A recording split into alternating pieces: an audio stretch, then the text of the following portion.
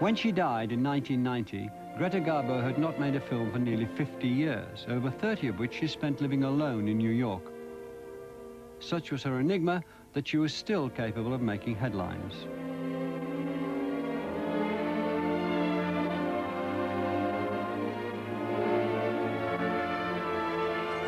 Known as the Divine Garbo, Greta Garbo was a screen icon to rival all others.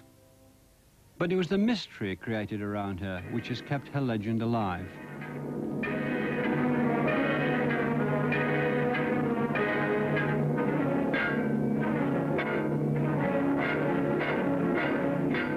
Greta Garbo is remembered as a solitary ice queen, frozen in time, stalking the streets of New York. Garbo had the reputation of being a recluse, and it's hard to know whether that was what she was really like or whether it was a carefully cultivated image once they saw how it played in film. You know, with Garbo, legend, the myth is everything. She created this other character, the hermit about town in New York, you know, the older woman who pulled her gray straight hair back in a rubber band and walked around New York in her trench coat. She was living a rather reclusive life. In fact, very reclusive. She wore a kind of a cap pulled down over her ears and a nondescript coat, flat shoes, and she would walk through.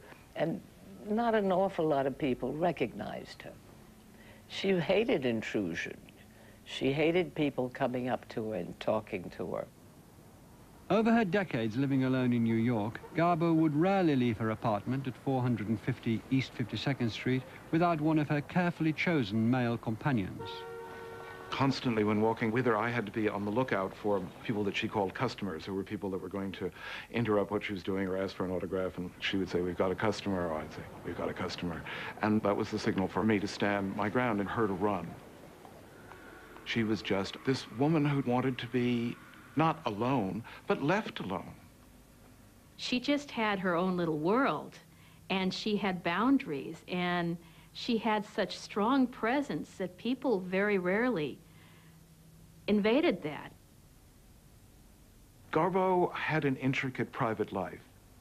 I was having drinks in her apartment once, and she always insisted on going to the kitchen herself to get the crackers or the nuts that went with the cocktails. And I remember that some had spilled, and she went out to get a new bowl full of them, and I went to pick up these stray peanuts on the carpet, and right there, tucked under the flap of the sofa cover, I saw a collection of little trolls with the hideous hair dyed in pink or turquoise. And I looked some more, and there were other trolls down under there. So every time I'd go back, I would check on the trolls, and I'd seen that they had been moved around, kind of like played with. There was a drama going on underneath that sofa. I think she was lonely. It isolated her because she was such a big movie star. I think that being a very, very big movie star makes most of them strange, but she was strange to start with. The hard part of it for her would have been that, in a way, she would have considered herself a peasant with limited amount of education and social skills and whatever, and the fact that people were pursuing her because of her two-dimensional image on screen would have confused her.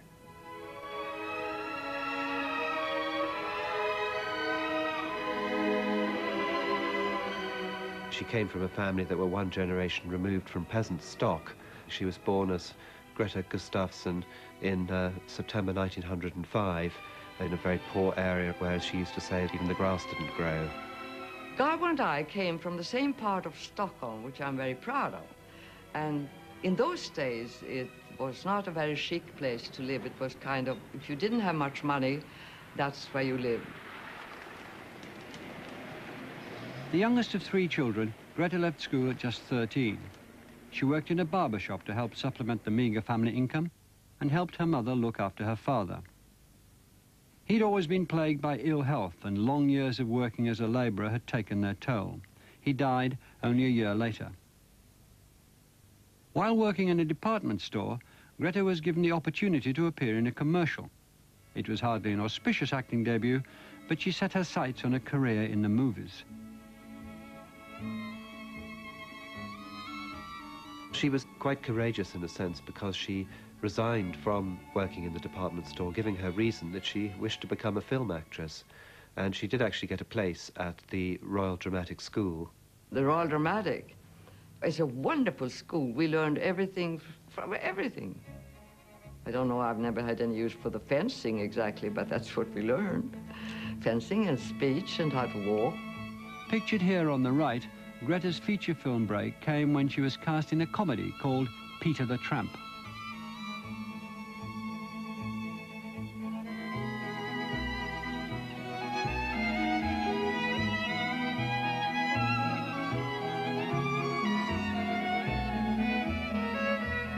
During her first year at drama school, the 17-year-old Greta auditioned for Moritz Stiller, one of Sweden's leading film directors. He saw in her something which other people hadn't spotted before. He thereafter acted as a tremendous Svengali figure in her life. Stiller cast her in the epic Gösta Berling's saga, based on a classic of Swedish literature. He was just charmed by her initially, I think. She was rough clay, you know, that he could mold into something, that he could bring out something in her, that she had no idea what her gifts were yet, and that he could help bring that out. Buoyed up by her success in Gösta Berling's saga, Greta was ready to tackle a bigger role. Suggesting she change her name to the more international-sounding Greta Garbo, Stiller negotiated a contract for her to appear in a German film, Joyless Street, directed by G.W. Pabst.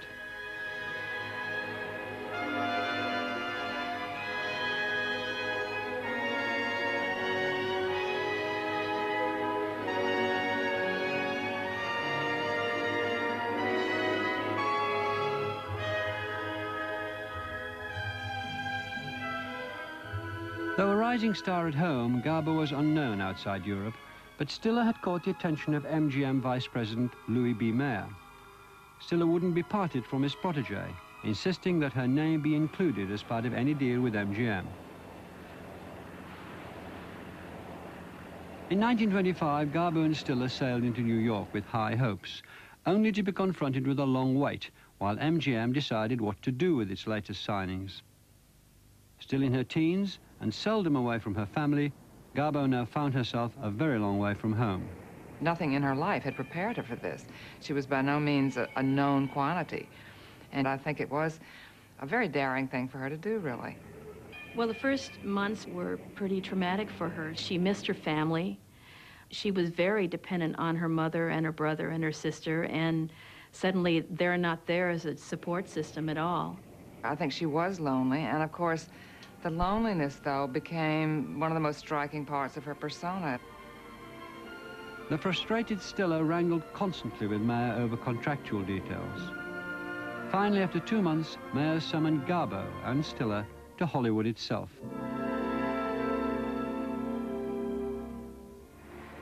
When Greta Garbo came to MGM, first of all, she wasn't even old enough to sign her own contract. They had to send back to Sweden for her mother to co-sign, because she wasn't 21 yet. So you have an actress who has arrived in Hollywood but doesn't know the language, so she's totally dependent on, for the first year, on her interpreter to explain things to her, which also means that the studio is able to control things much more.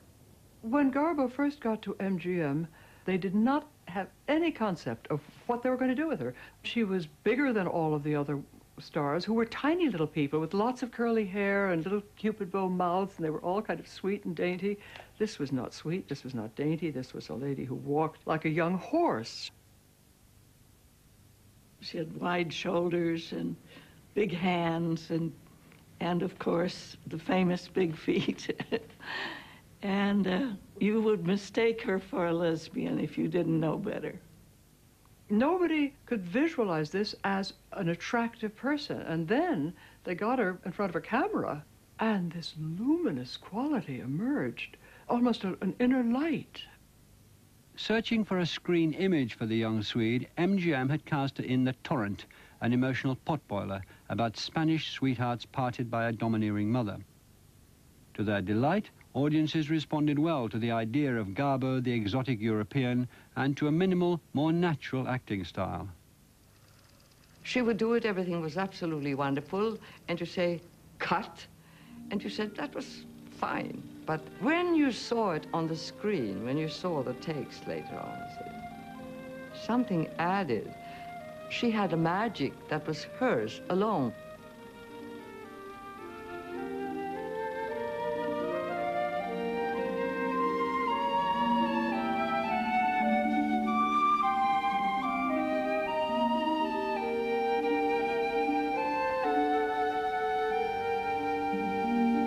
This was a new kind of actor, not the stage actor who had to really play to the far seats, but somebody who could just look and with her eyes literally go from rage to sorrow just in a close-up.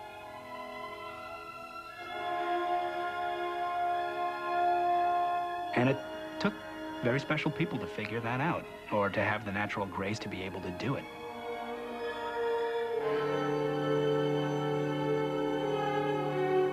You could call it underplaying, but in her underplaying, she overplayed everyone else.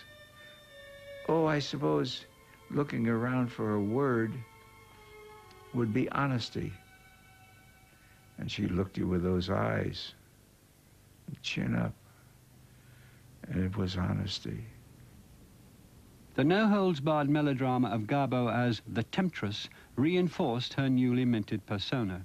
Generally speaking, MGM would take people and sanitize them. They would take Jeanette MacDonald and take out her spirit and make her into something sort of gooey and goody-goody. With Garbo, they went the opposite direction. She was a sort of hearty, good-natured woman, yet she was transformed into a sex goddess. MGM may have created a sex goddess, but they'd little idea how to market their latest starlet. Following her refusal to cooperate after a series of misguided publicity stunts, and faced with a typically frank approach to interviews, the idea of the reclusive star began to take shape. I think the studio had a lot to do with it. When she had first come to this country, a reporter had asked her if she'd ever been married. And she said, no, but I lived with Stiller. So after that, the studio decided that she would be the silent Swede. And they pretended that she refused to be interviewed, but it was the studio that wanted to keep her shut up because she was so straightforward about everything.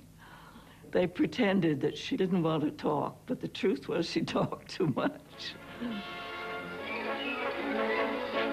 If the image of Garbo was coming together, the career of her mentor was falling apart. MGM had little time for a director with a growing reputation for being temperamental. Garbo represented absolutely no problem for them. They had her at a base salary. There was all the potential was with Garbo, and all the problems were with Marit Stiller. So it wasn't long before they succeeded in separating the two. And within a year or so, he was ready to pack up and go back to Sweden. For the rest of her career, Garbo would mourn the loss of Stiller's guidance.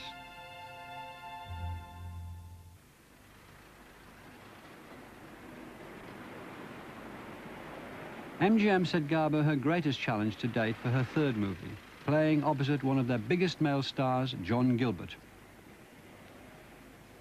The combination proved irresistible to audiences across America. The Gilbert-Garbo team was an entirely new experience for moviegoers. There had been vamps, there had been sweet girls, there had been handsome men, there had been seducers like Valentino, but this was a different combination entirely. There was such unspoken sex going on.